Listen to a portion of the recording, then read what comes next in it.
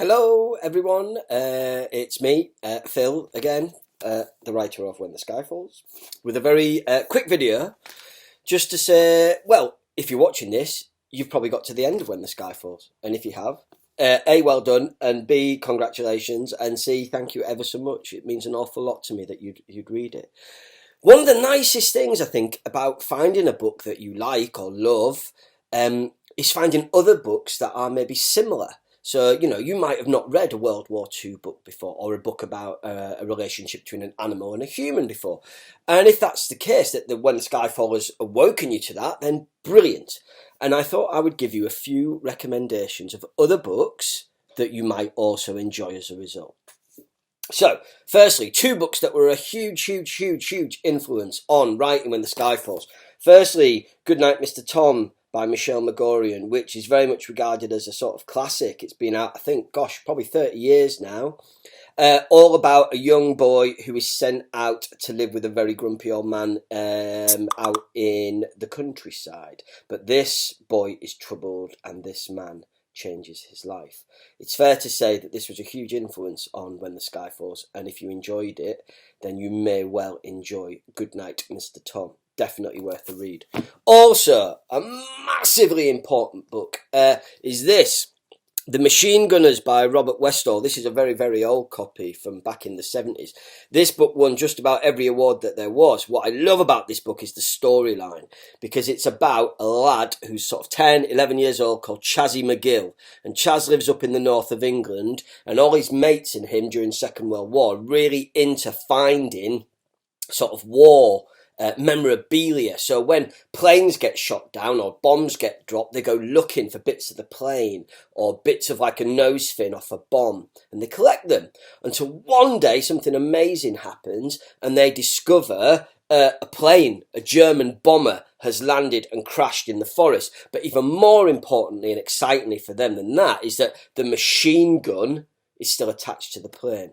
So Chaz and his mates saw the machine gun off and take it and hide it, and they want to use it to protect the country really from coming under attack, and the awful and dramatic things that happen as a result.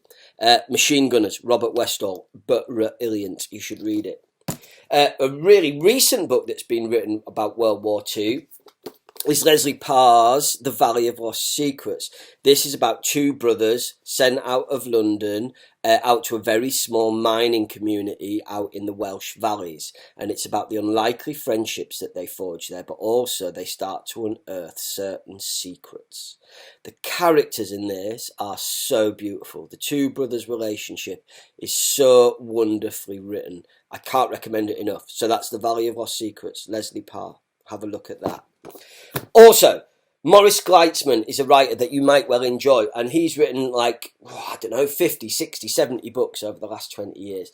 But some of my favourites of his start with the book Now, which is all about a young boy. Oh no, it's not Now, that's not the first one. Once is the first one.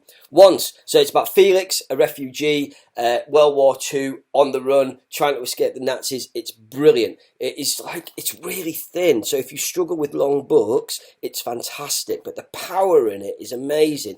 And then he followed it up with Once, and then I think there was Then, and then there was After, and then there was Now, and I think there's even been another one. So if you enjoy reading Once, then dip into the others as well. Maurice Gleitzman, it starts with Once, and it is brilliant.